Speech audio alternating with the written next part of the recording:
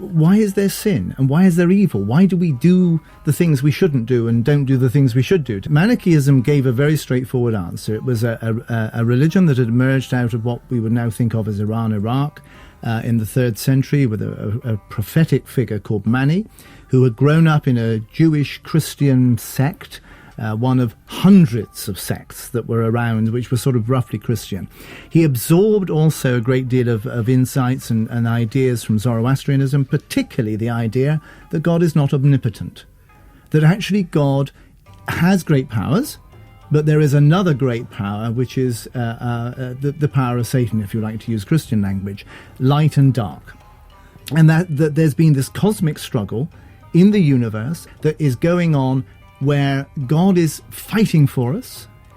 but actually needs us to join him in that fight, because otherwise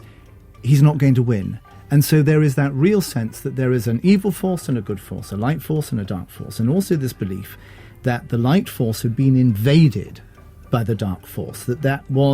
this was repelling an attack. And Manichaeism has an extraordinary notion, which also actually has echoes in Plotinus, the Greek philosopher, which is that the physical body is a trap within which the divine spark is caught, and that procreation is, in a sense, perpetuating the power of evil. By having sex, by producing children, you are trapping into these physical structures the divine spark, and the divine spark is constantly struggling to try and reunite with the one, with the absolute, but is being constantly thwarted by the physical body, by sex, by appetite, by disease, by the whole work.